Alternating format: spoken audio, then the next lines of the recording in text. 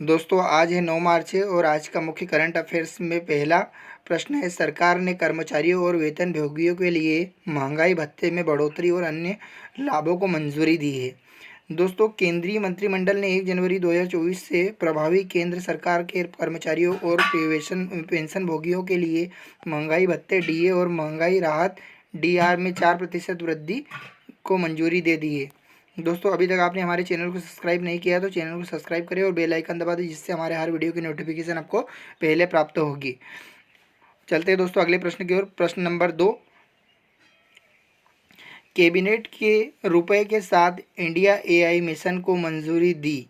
10,372 करोड़ का बजट।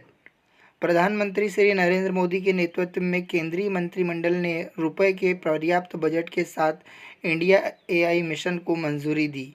इस पहल में उभरते हुए एआई स्टार्टअप के लिए धन उपलब्ध कराने और फंडिंग तक पहुंचने की सुविधा प्रदान करने के लिए भारत एआई स्टार्टअप फाइनेंस तंत्र को मजबूत करना, उत्पाद विकास और व्यावसायिक तक के उनके कार्यों को उत्प्रेरित कर शामिल करना, यह इस बजट के अंतर्गत आता है दोस्तों।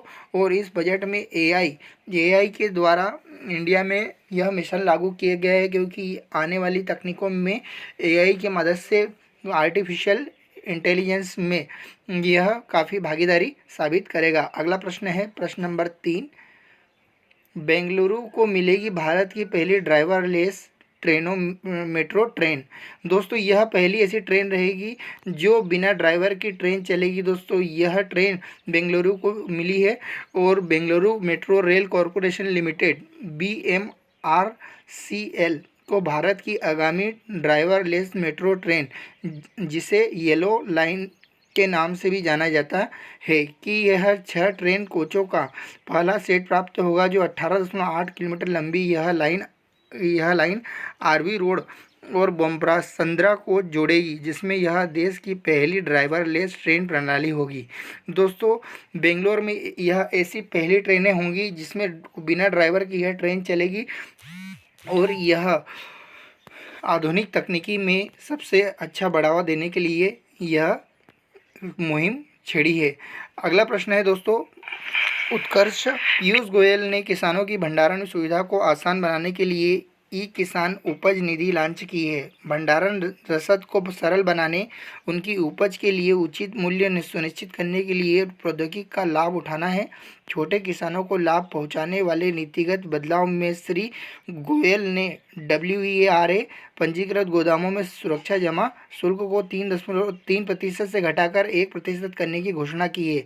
डिजिटल गेटवे पहल को किसानों के लिए कृषि और आर्थिक आरक्षण बनाने और बिना संपार्श्विक अतिरिक्त सुरक्षा जमा नीति के माध्यम से संकटपूर्ण बिक्री को रोकने में एवं महत्वपूर्ण कदम के रूप में देखा जाता है। कहने का मतलब यही है दोस्तों कि पीयूष गोयल ने किसानों के भंडारण सुविधा को आसान बनाने के लिए ई किसान उपज निधि लॉन्च किया है, जो डिजिटल माध्यम से होगा। अगला प्रश्न है दोस्तों, INS जटायु को लक्षद्वीप में भारतीय नौसेना द्वारा कमीशन किया गया है। दोस्तों यह INS जटायु जो है भारतीय नौसेना के परिचालन क्षमताओं को बढ़ाने और महत्वपूर्ण हिंद महासागर क्षेत्र में पहुंच बढ़ाने के लिए लक्षद्वीप के मिनिकॉय द्वीप में INS जटायु को तैनात किया गया है। दोस्तों यह एक आर्मी की एक बटालियन और एक शिप है, जिससे जटायु के नाम से बनाया गया है दोस्तों, और यह भारत की है, जो लक्षद्वीप में भारतीय नौसेना द्वारा कमीशन किया गया है। दोस्तों आज अभी तक आपने हमारे चैनल को सब्सक्राइब नहीं किया है तो चैनल को सब्सक्राइब करें और वीडियो को अभी तक लाइक नहीं किया तो एक लाइक कर दें। और दोस्तों ये आज के जो महत्वपूर्ण स्टैटिक जो प्रश्न हैं वो हम इसके बाद शुरू करेंगे। दोस्तों अगला प्रश्न है, BHEL को 1600 मेगावाट की सिंगरौली थर्मल पावर परियोजनाओं के लिए NTPC से ऑर्डर मिला है। सरकारी स्वामित्व वाली company Bharat heavy electronics limited BHEL ने NTPC से 1600 मेगावाट की सिंगरौली थर्मल पावर परियोजना स्टेज 2 स्थापित करने के लिए एक महत्वपूर्ण ऑर्डर हासिल किया है, जिसकी कीमत 95 अरब रुपए से अधिक है। दोस्तों यह BHEL जो 1600 मेगावाट की बिजली उत्पादन में सिंगरौली थर्मल प्लांट जो है यह पूरे विश्व में विख्यात है। दोस्तों यहाँ पर बिजली जो सिंगरौली में हेवी इलेक्ट्रॉनिक्स लिमिटेड दोस्तों यहाँ पर काफ़ी यहाँ पर विख्यात है। तो दोस्तों आज की जो स्टैटिक जो प्रश्न है इसमें आपको कैसा अनुभव लगा दोस्तों, आप हमें सुझाव कमेंट कर सकते हैं। अब चलते हैं दोस्तों ऑब्जेक्टिव टाइप प्रश्न की ओर। आज के करंट अफेयर्स में दोस्तों मुख्य प्रश्न में पहला प्रश्न है, हाल ही में किस राज्य में पहले जनरेटिव एआई शिक्षक आइरिस को पेश किया गया है? इसका सही उत्तर है दोस्तों केरल में पेश किया गया है। अगला प्रश्न है प्रश्न नंबर 2, हाल ही में किसने मीथेन सेट लॉन्च किया है? इसका सही उत्तर है स्पेस एक्स ने किया है दोस्तों। और अभी तक आप मैंने मेरा चैनल सब्सक्राइब नहीं किया दोस्तों, चैनल को सब्सक्राइब करें और बेल आइकन दबा दें, जिससे हमारे हर वीडियो की नोटिफिकेशन आपको पहले प्राप्त होगी दोस्तों। अगला प्रश्न है प्रश्न नंबर 3, हाल ही में नई तकनीक सेमीकंडक्टर के लिए भारत के किस देश ने साझेदारी करेगा? इसका सही उत्तर है दोस्तों दक्षिण कोरिया के साथ करेगा। अगला प्रश्न है प्रश्न नंबर 4, हाल ही में विमानन प्रशिक्षण मानकों को उन्नत करने के लिए एयरबेस ने किसके साथ समझौता किया? इसका सही उत्तर है ऑप्शन ए IIM मुंबई। अगला प्रश्न है प्रश्न नंबर 5, हाल ही में INS जटायु को कहाँ भारतीय नौसेना द्वारा कमीशन किया गया है? इसका सही उत्तर है दोस्तों लक्षद्वीप में किया गया है। अगला प्रश्न है प्रश्न नंबर 6, हाल ही में जन औषधि दिवस कब मनाया गया है? इसका सही उत्तर है ऑप्शन बी 7 मार्च को मनाया गया है।